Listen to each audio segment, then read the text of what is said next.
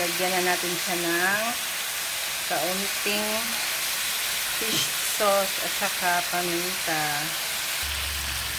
Ayan guys, gisang-gisa na siya. Ayan, konti lagyan natin ng toyo. Ayan, dahil gisang-gisa na siya, lagyan ko na siya ng toyo.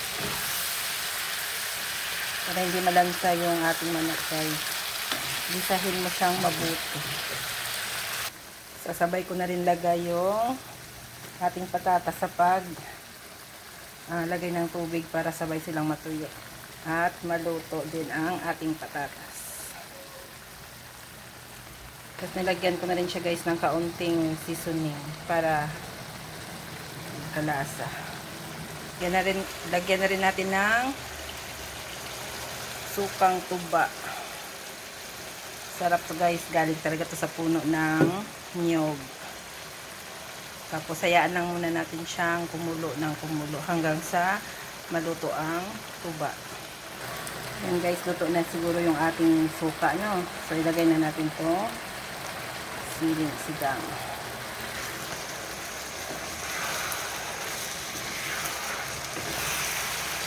Sarap na yan guys. Tingnan na lang natin later kung balanse na yung lasa ng suka at saka yung kaunting tamis na nilagay natin.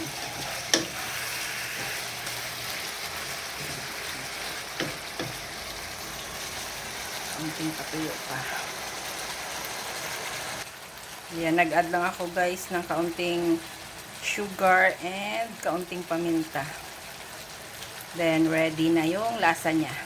Antayin lang natin konti na matuyo-tuyo yung sabaw para ready na siyang kainin. Konting-konti pa guys sa suka. Pero ang sarap talaga ng lasa ng suka kasi manamis-namis siya.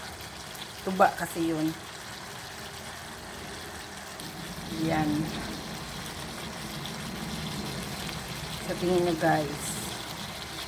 Parang mas masarap siyang may sabaw-sabaw konti, no? Tapos sabaw pa lang ulam na. Sarap.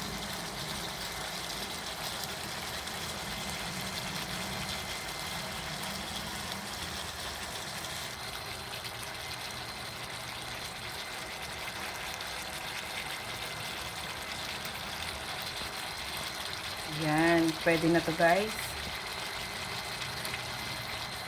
Ready to eat na to guys. Thank you for watching.